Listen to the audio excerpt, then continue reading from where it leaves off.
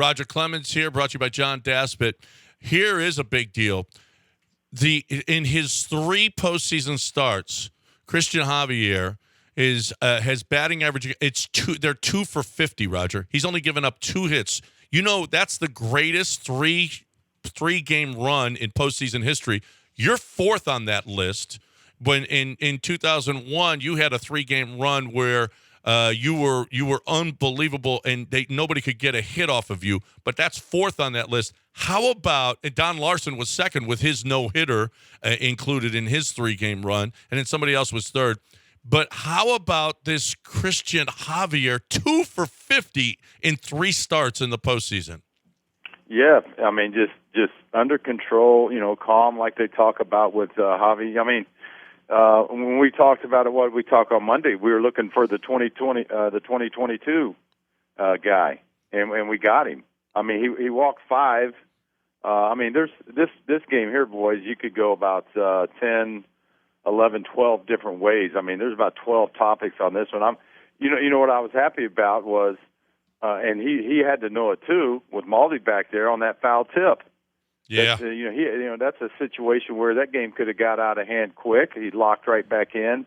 He walked some guys. Maybe it didn't look like it really bothered him a whole lot. Walking, what was it? 3 walks, really 2 on the 5th because of that foul tip. So again, I'm glad that worked out. I thought it was, I thought it was going to be a deal where you heard the Twins fans counting down the pitch clock time.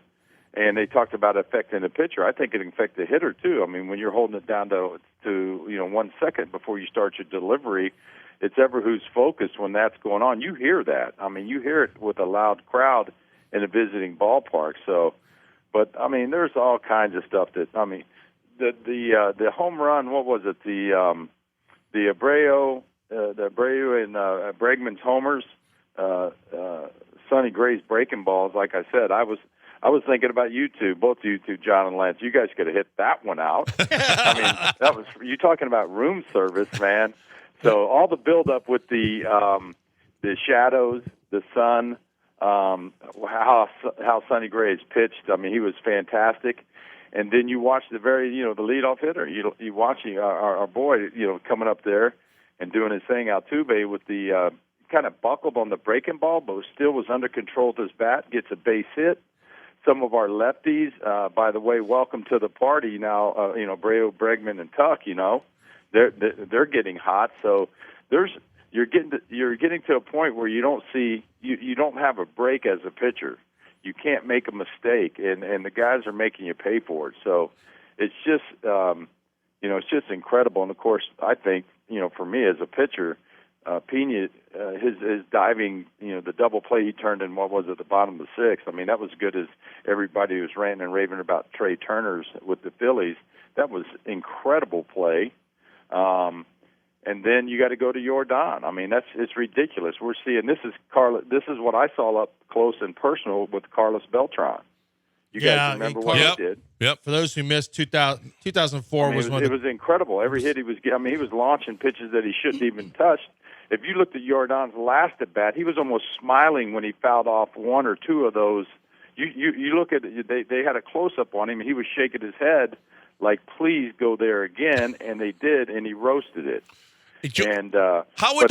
How would you pitch? It's interesting because that low pitch that he just gulps out, that changeup or that slider that he just crushes, and then say, well, you know what? He can't catch up to that high fastball, and then he catches up to the high fastball and hits that. How would you approach pitching Yordan right now?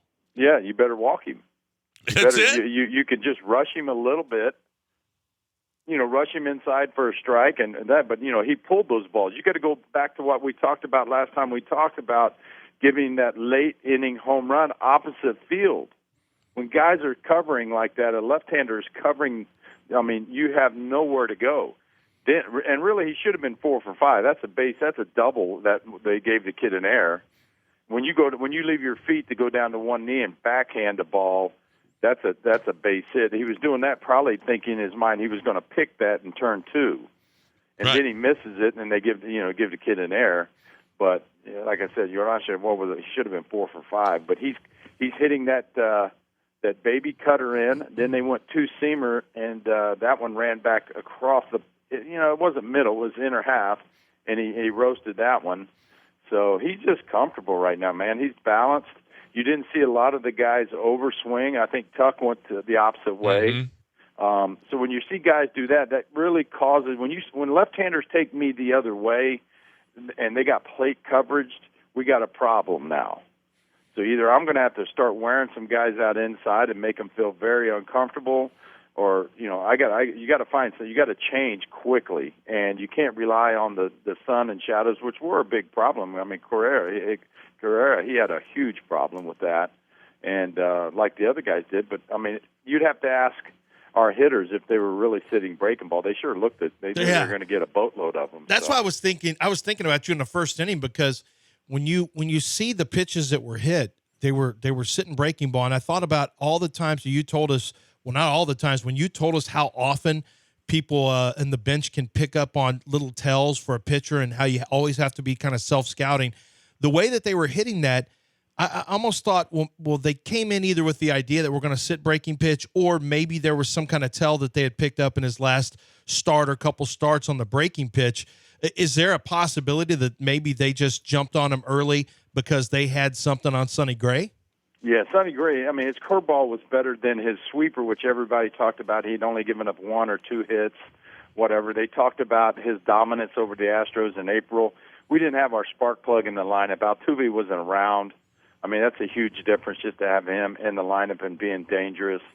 And but they were just, I mean, guys, when you talk about room service, those breaking balls, they weren't the ones that started on the plate and ended up 2 balls off the plate. They started middle in, and they stayed middle away. And I'm just telling you, if you can just put a good swing on it, and they were up, and you put a good swing on it, get a little backspin on the ball, they're going somewhere a long way. So, I mean, it was no difference than Abreu's. If you look at Ober's pitches that he threw to Abreu, I mean, they were just. I mean, even the other guys that got base hits off him afterwards, he was a power thrower.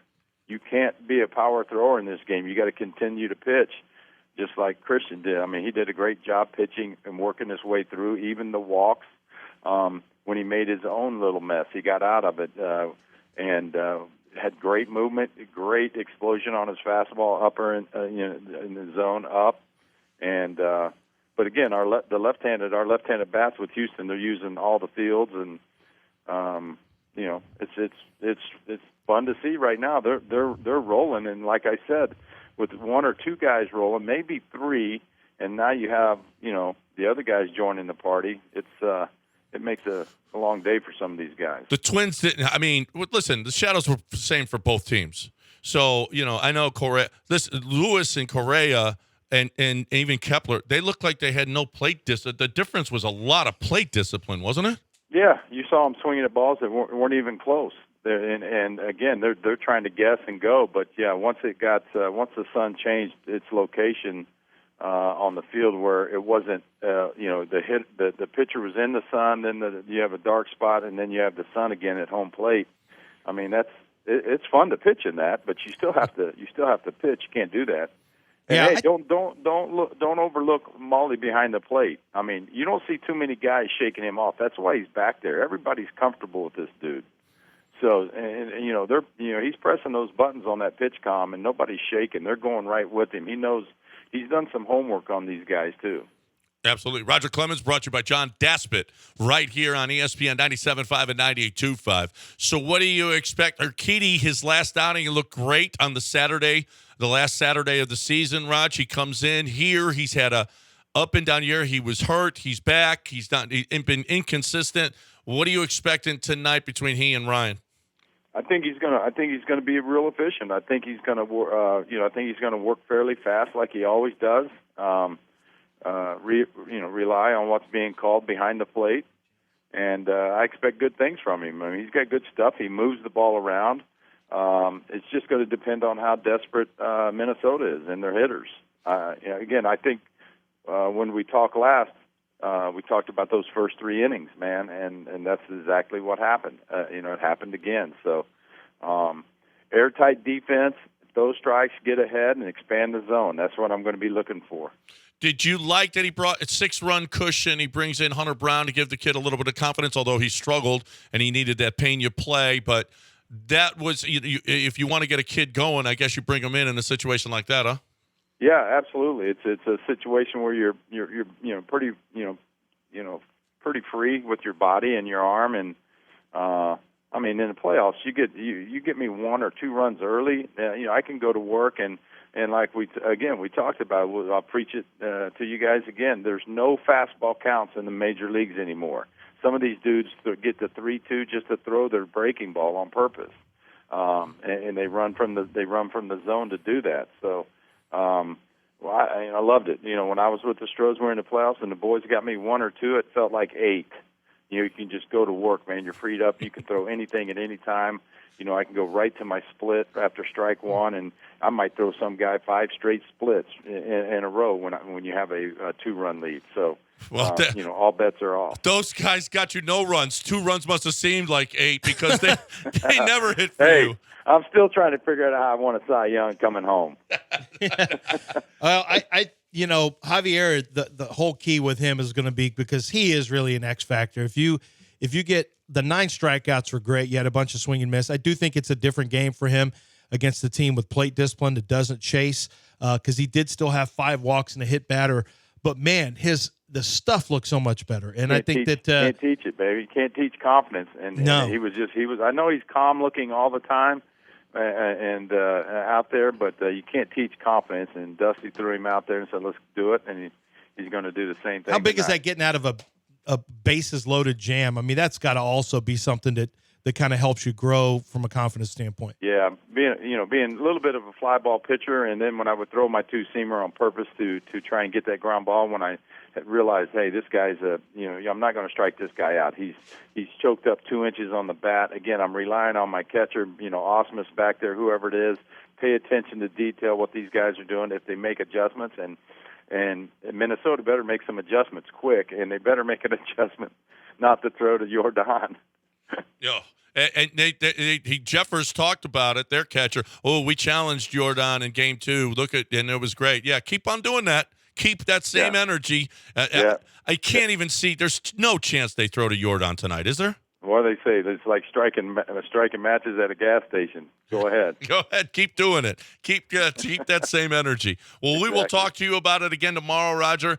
Great stuff. We really appreciate your insight. It is really, really great. And we really appreciate John Daspit for doing that as well. So thanks for being here, and we'll talk to you again tomorrow. Thanks for having me, man. Appreciate it. All right. There's Roger Clemens with us here.